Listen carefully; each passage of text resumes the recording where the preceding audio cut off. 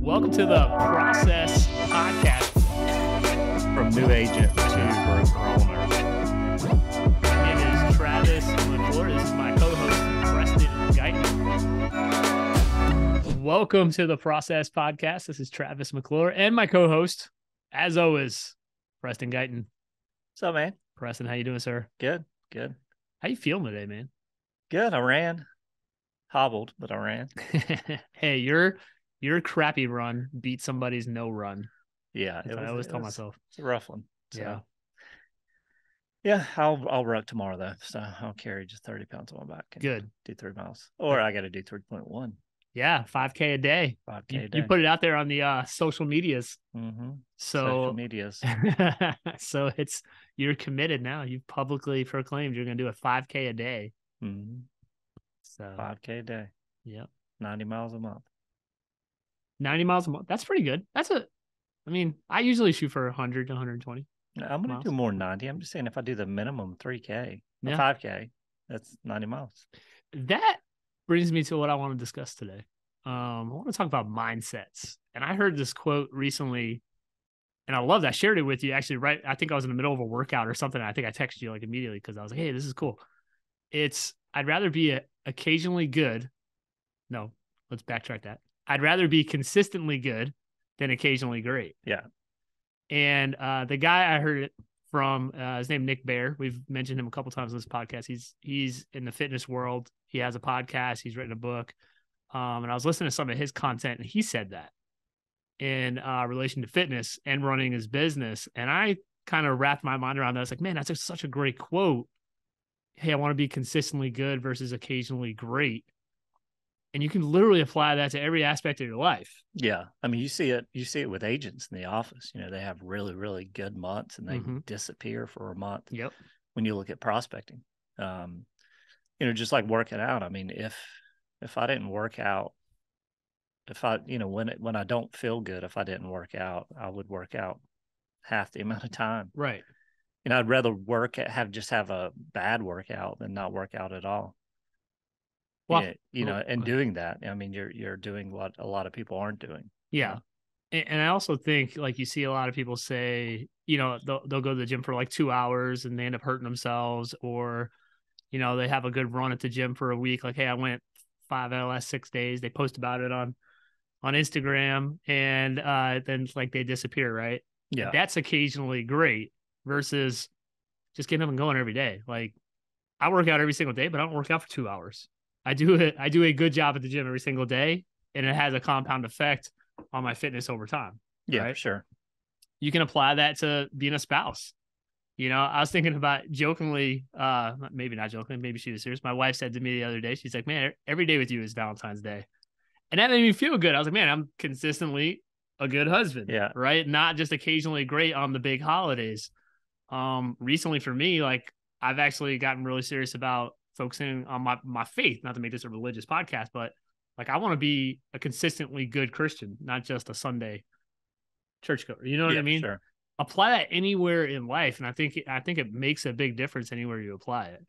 Yeah, it definitely does. I mean, in real estate or in whatever your career is, I mean, doing something, and I can't remember what it is, but it was somebody was talking about doing something 10 minutes a day. It's a very, very small scale, but 10 minutes a day compounded over 365 days in a year. I mean, you're going to be 99% better than anybody else that's doing that same thing, because most people aren't going to spend 10 minutes a day on the same thing, so whatever that is, whether it's reading, whatever, shooting basketball. I mean, that's, obviously you want to do more than that, but just something as simple as like 10 minutes a day, over time ends up being a lot. Yeah. And I think that just goes back, and we've had this discussion so many times on this podcast about consistency, like consistently waking up at the same time every day. I have like a window where, I either wake up at 4, some days I wake up at 5, right? But I have that, it's planned out. It's not like shooting from the hip. And there's a morning routine that's very predictable for me most days of the week, right? That revolves around fitness, revolves around reading, revolves around doing things as a spouse or as a parent, and then I get to the job, and there's things that happen automatically in that schedule. I make my day as predictable as possible, consistently good till about noon every single day. Right. I didn't realize you slept in until 5. Yeah. It's funny you say that. I was consistently a 4 a.m. person.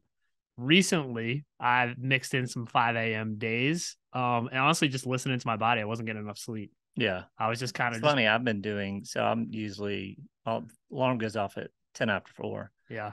And sometimes I do the same thing like lately. I think it's the time of the year too, though. Like in the summertime, spring, when it's warm out, and, just I'll go out and run super early. And like, I don't want to get out there when it's 39, 40 degrees, you know what I mean? So, but yeah, I've been kind of doing the same thing. And a lot of it, because you go to bed at, sometimes I go to bed at 10 because, my kids have things late, basketball, theater, or whatever. Yeah.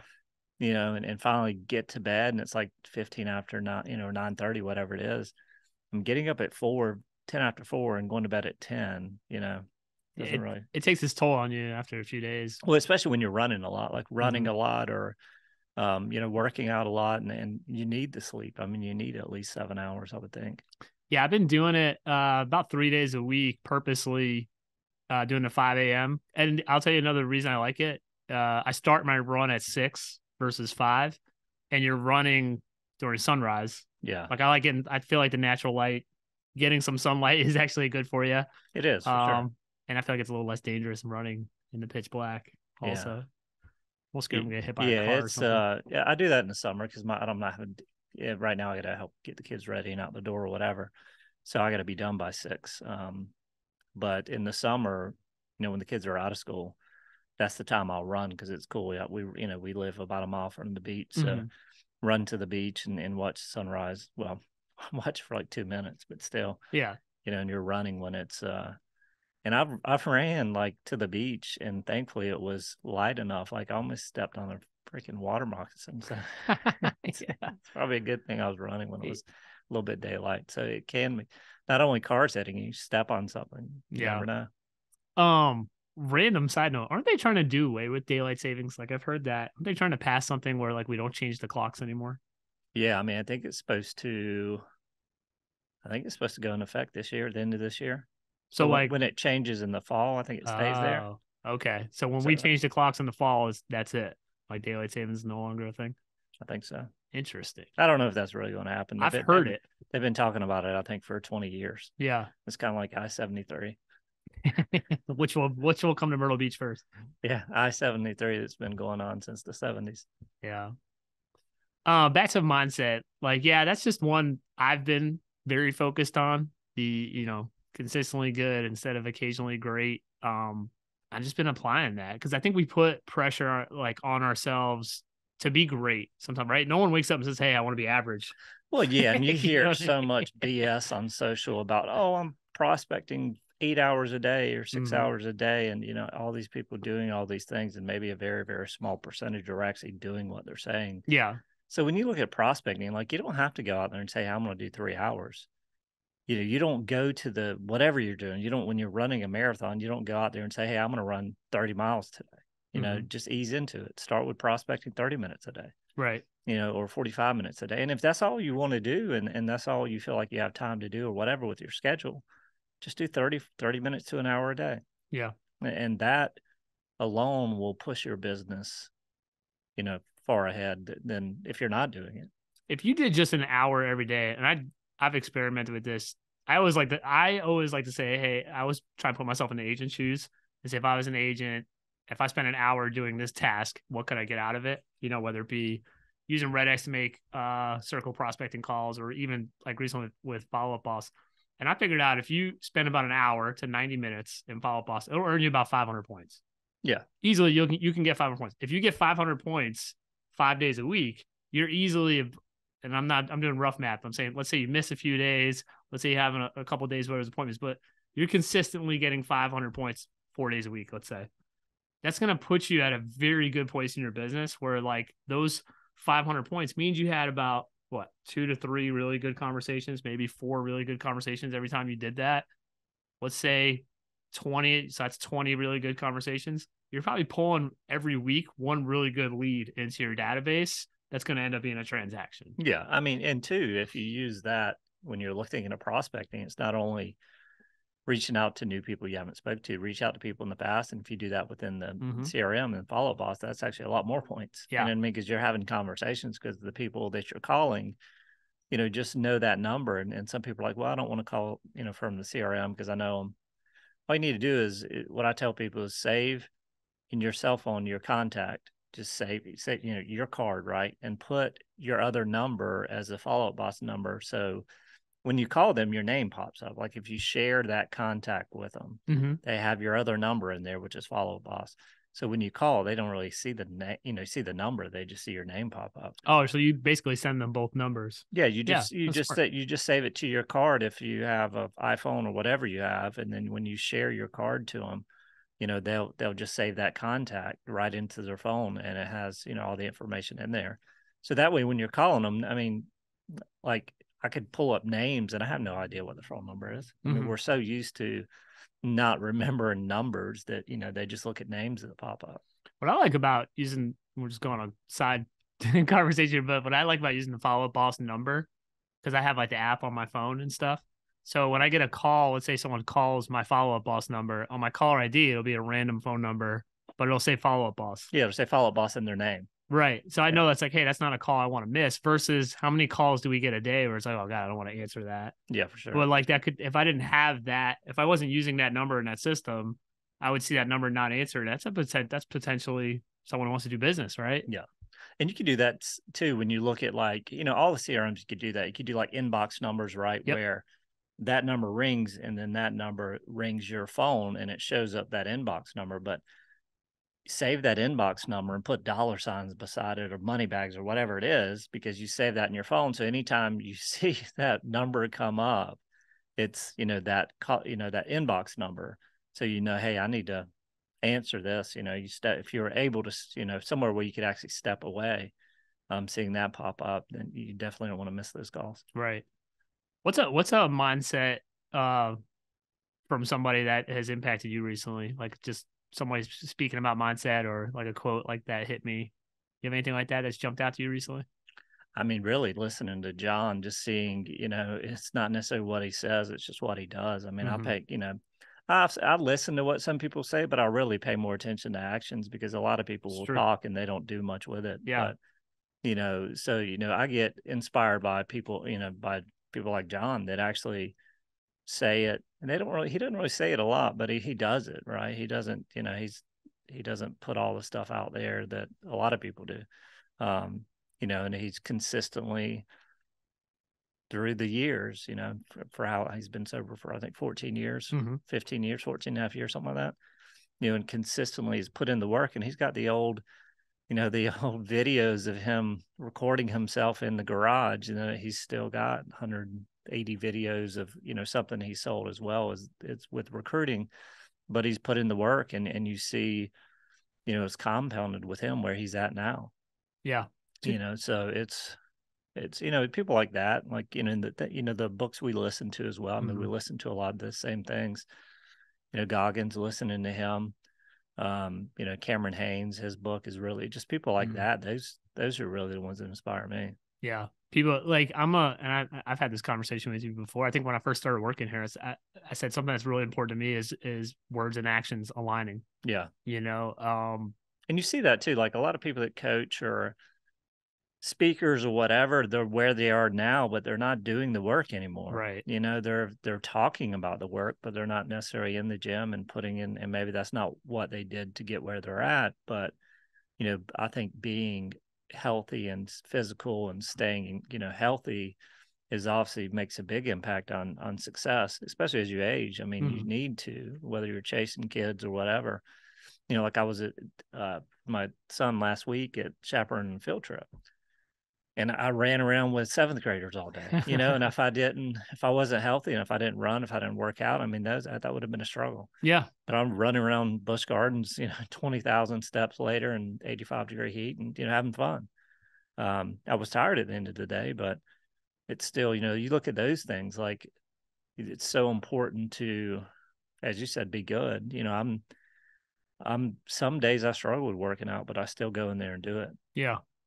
It's funny you say that about like kids though too, because kids pay attention, and we've had this conversation to everything that you do. And I realized this in my own fitness journey. Um, like you think about your parents growing up and you say, hey, my dad used to, or my dad once Yeah. was, right? And it like I run a lot of races. I do a lot of physical stuff. I serve in the Army Reserves, all this kind of stuff. My kids think I'm Superman. You know what I mean? Like Yeah. literally, like, and I'm not. You know Yeah. what I mean? Like they think I win every race and Oh all yeah, this for kind of sure. stuff. But like, it's not like my dad used to be or my stepdad used to be. It's like, wow, they think like I'm like bulletproof Oh sometimes yeah, or it's whatever. funny. Yeah, Yeah. it's like, and they definitely pay attention because 2 week like a week ago or 2 weeks ago, and my wife was talking to Noah, and he was talking about his favorite YouTuber was Mr. Beast, and he goes, That "Well, the guy he's that plays the video games.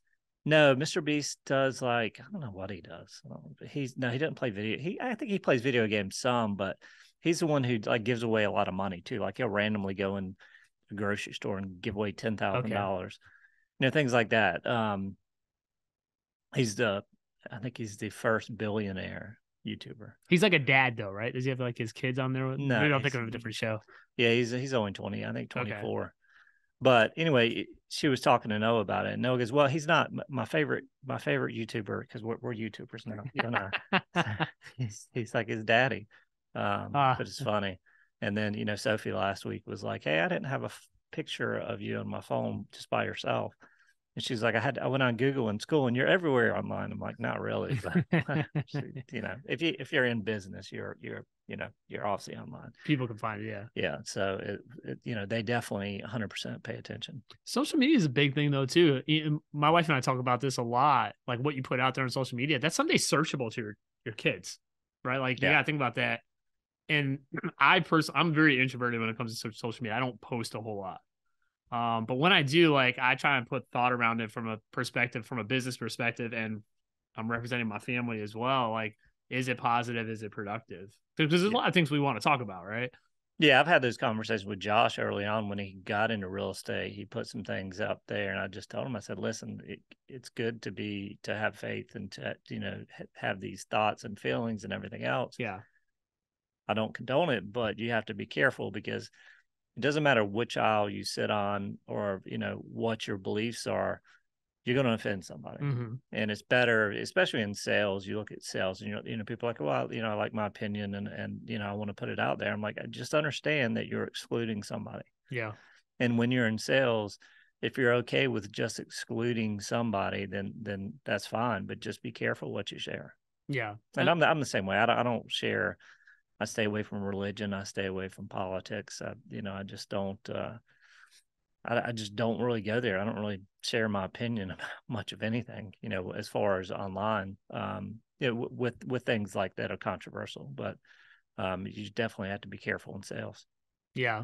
And that, yeah, sales for sure. But I also think about it like, again, like your kids are going to find that Oh yeah, someday. yeah. No, I mean, that's not the only reason for Yeah. sure. I mean, But there's I've never really put that stuff out there. So you gotta, because it's once it's online, it's online forever. yeah. You could delete it, but somebody could have screenshot it, and next thing you know, it's out 30 years later. Preston, tell me this. So we've talked about mindsets. What is your mantra going into the rest of this year? Obviously, we got Connection Summit next week is a big week for you and for our companies. What kind of mantra do you have going into the rest of 23? Man, really, it's just continue to do what I've been doing. But one of the things I want to do is definitely, like, we'll launch Easy Home Search in May. Not really a mantra, but I want to, the same thing we did at Palms, I want to hire for where we're going, Yeah. where I want to be with Easy Home Search by the end of this year, going into next year. So we're going to, hire some positions that are probably a little bit premature, but it's a lot of things that I do though. Like I need some. Well, we're talking about hiring a head of product, so product manager, somebody that pushes, the app across the finish line, the website updates across the finish line. Mm-hmm.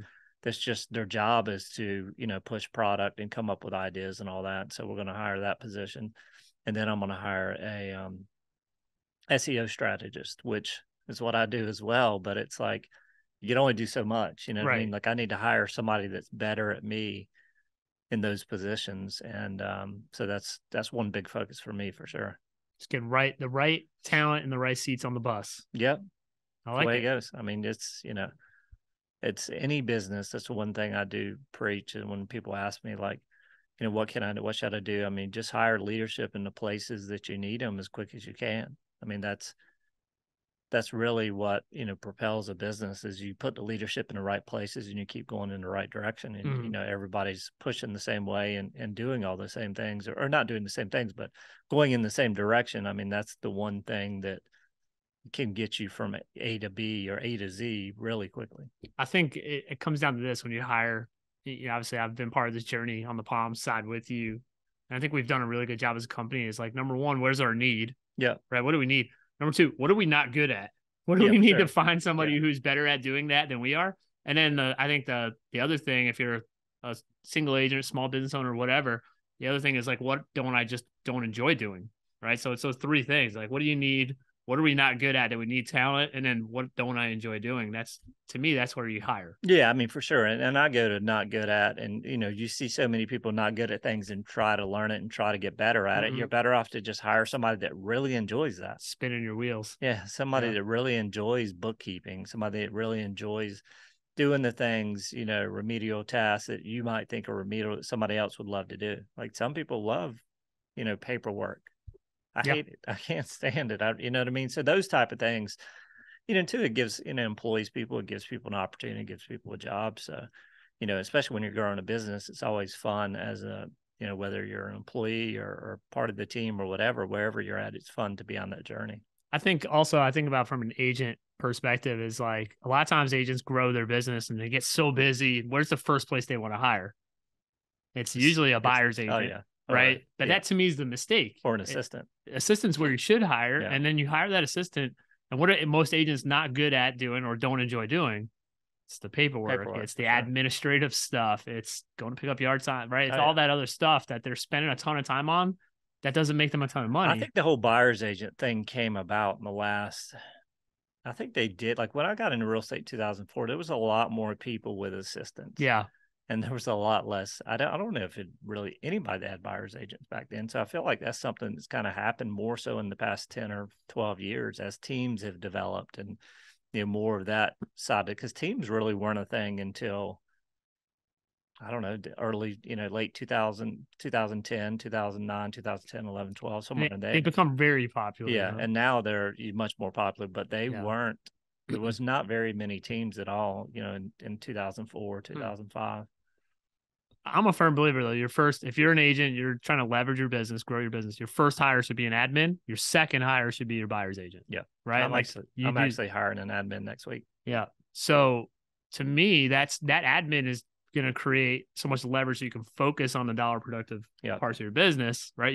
By hiring an admin, you're taking all that, I think, and that's less dollar productive stuff. I almost used the word stupid stuff, but it's not stupid. It's important stuff that has to happen in your business.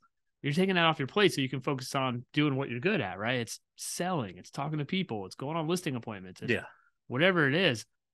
Once you get that foundational piece in order, then add another person to the sales part of the business. They add person to the sales part of the business, and then this foundational piece with all the paperwork and all this stuff is a disaster. Yeah, it's like, I was doing a lot of so part of growing Easy Home Search is joining all the MLSs. Mm-hmm. So I'm sitting there doing MLS documentation, filling out forms, scanning in and emailing, like an hour and a half of that. I'm like, what the frick am I? It's out. Text Justin Nelson. I was like, man, I need a VA. I need a executive VA assistant that they don't need to be in the office. I'll just give them, SOPs on what needs to be done. And so anyway, I have an interview next week. Good. Yeah, it's he'll be at Connection Summit. It's Justin Nelson from Spear Rocket. Yes. So what in the virtual assistant world, I've hired a couple. What designates like an executive VA? Is it what you pay them per hour? Because they all make kind of different wages per hour, right? Yeah, I mean, it's not much more, but it should really, when I say that, like somebody with a lot of experience, like a higher skill set. Yeah, a lot of experience that have done a lot of, they're going to be on Zoom. So I'm going to connect Otter AI to my Zoom calls, and so Otter AI transcribes it, mm-hmm. and it'll transcribe that Zoom call and send it to them, and then they just send follow-up emails and handle all that. Oh, basically go through the Zoom call, and anything that was like, hey, I'll email you this or I'll do this. Wow. Yeah. That's pretty leveraged. I like it. You have to, when you're thinking about it on the Zoom call, what I'm probably going to need to do is go through with whoever I'm on the Zoom call with and say, okay, what are the things that I need to send you or do for you? And we'll just go through that list. And that way they're not listening through the whole thing, right? They're just at the end, they're saying, okay, these are the things, these are the points. So it's someone that's done that, someone that is good with email, that understands, because you could get some of them that aren't as good as email, that they're like Jessica we have right now would be an amazing executive assistant. Yeah. Like she's really good. She's a really good writer. She does a good job. But somebody with that level that has been there and understands, and filling out the MLS documentation and going through my emails. And I have 8 email addresses. Right. So I'm going through my email addresses every day and filtering out what I need to respond to and what I don't. So it's just them doing those kind of things as well. Interesting. So it's I have a pretty long list of stuff, but it's not. It sounds like a long list, but it's not something that can't be done in a day. I think that's a smart way. Like you essentially went through your tasks, routines, whatever it is, and you just made a list of what you do, and you're basically filtering out the stuff that you can, designate to somebody else. So now you can spend more time on all this other stuff that's actually going to help you grow your business. Yeah. I mean, just like with me, like SEO, I used to post every single blog myself and do every single photo and do all that, do all the title and do all the linking and everything else. And now I've trained a VA to do it where I just go back in and just make sure the links are not broken and everything else, and they're linking to the right pages. But, that saves me an extra 4 hours a week. Yeah. 5 hours a week, 6 hours a week. Actually, probably now we're doing 10 blogs a week. So it's probably 6 to 8 hours a week. I always put the mindset around something like that, like hiring an assistant or hiring people to do stuff like that, the same as like mowing your lawn. Yeah. Right? Some people love to mow the lawn. Some people hate to mow the lawn. What's it cost to pay someone to mow your lawn? Let's say it's $50. I don't know, whatever it is, however big your lawn is. That $50, let's say it saves you 2 hours on a Saturday. What can you do with that 2 hours on a Saturday? Can you work with clients? Can you attend your son's baseball game? Whatever that is, it might be worth $50 to pay. Well, that's like, lawn, you think about it like Instacart, right? Yeah. Instacart. I used to go to Costco every Saturday or every Sunday. Well, it was usually Saturdays I would go.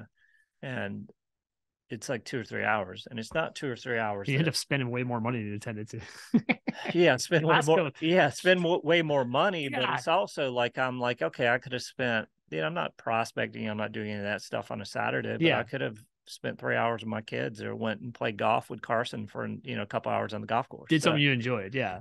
So, I mean, although Instacart is, probably 20% more than if you actually go to the store, but if it's $40 more and I spend $200 and it saves me 3 hours, I would say it's worth it. But I'll argue this because my wife and I have this conversation all the time around the shopper apps and all that.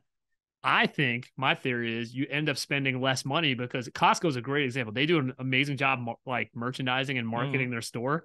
You end up like you can't go to Costco without spending $200. That's Costco's the one. Like I'm fine going to Publix. I'm not going to. I know what I get there. I'm going to go get the same things right across the street. It takes me 20 minutes, 30 minutes, unless I'm at home. But if I'm on the way home, I'll go in there. But like Costco. Yeah, so I'll spend like $250 from Instacart, and if I go there myself, I'm spending like $500 because I'm buying some stupid vacuum that I don't like necessarily a random Oh yeah, I need all these flashlights. Yeah. So I need this vacuum seal for the stuff that I'm really not going to cook myself and store in the freezer. Yeah, exactly. It keeps me from buying shit like Costco does an amazing job at convincing you that you need whatever that is. Oh yeah, great deal.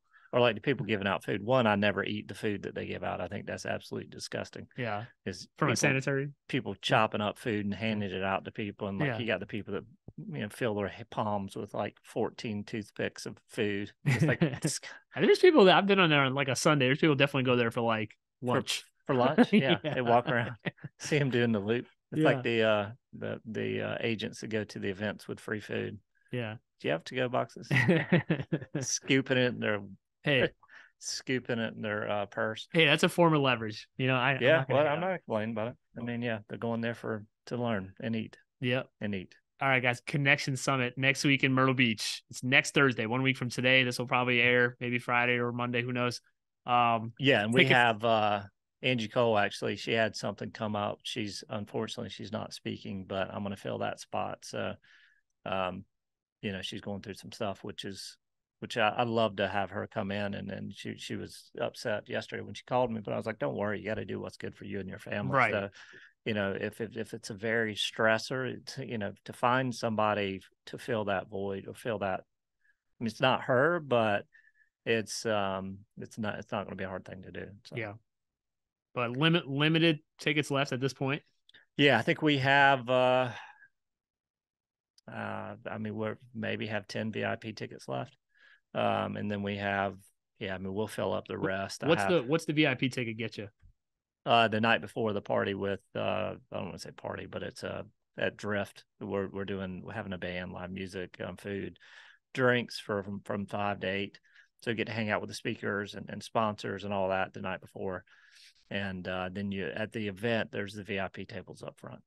Good stuff. So the VIP tables are round tables, eight at a table. And then the behind that are the rows of tables, like the longer ones. So, I mean, there's all tables. I wanted, because a lot of people want to be taking notes and everything else. Like, I don't like it when they're just the chairs, you know. You know, whether they're having a drink or you know, water or whatever it is. I just wanted to make sure there was tables there. So I'm excited, man. It's been, I'm just glad. Thankfully we hired, like I said this yesterday, Stunning and Brilliant to help us with everything, because it's made it a lot easier. Like, I definitely will do that again next time, because it's a lot, man. It's a lot. I'd probably be dead if I tried to do it myself. Well, again, hire somebody who's good at what you're not doing, right? Yeah. So that, you know, I'm glad that we got them, but it's going to be cool, man. I definitely, talk about the cost, but of course I've went over the top on everything. So as you always do. Yeah. So there's going to be a stage with like a TV, you know, a 16-foot by, I think, 12-foot tall TV behind it. Like I don't know if you call it, I guess you call it a screen. And there's going to be 2 screens on both sides of that. So it's going to be music and lights and not smoke, but everything else. So all right. So cool. So Thursday, that's February 23rd. Event starts at what time in the morning? That's a week from today. 1 week from right now. Registration is 8:00. Event starts at 8:30. Is that right? Or is it no? Start at 9. 8:30. Okay. Thankfully, Emily's here. Emily has confirmed it starts at 8:30. 8:30. All right. So tickets are still available. What's the website, Preston, to get tickets? The connectionsummitmb.com. All right. And are we going to prep? Yeah, I need to practice saying people's names. That's it. The only thing I get nervous for is introducing people. Like, I have this fear of butchering people's last names because I tend to do it. They're all pretty easy. Yeah. Oh, so neat. I can't wait for you to say that one. I'll say his initials. S.A. Yeah, S.A. The man who needs no introduction. Yes. Have him come out and do a cartwheel. That's funny. But so yeah, we're gonna have intro music, man. It's gonna be pretty sweet. Yeah, look forward to it. So guys, hopefully we'll see you next week at the Connection Summit. Buy your tickets, make your travel arrangements. If you're in Myrtle Beach, you have no excuse to miss this. It's going to be outstanding. Press, anything else? That's it, man. Just show up and it's 8 hours of what I've traveled a lot of miles to see, and they're going to be here. So it's definitely something that I would not miss. All right. Well, I'm not going to miss it, but if I was them, I would not miss it. Don't miss it. Guys, have a great rest of your day. Have a great week. And we'll talk to you very soon. See ya.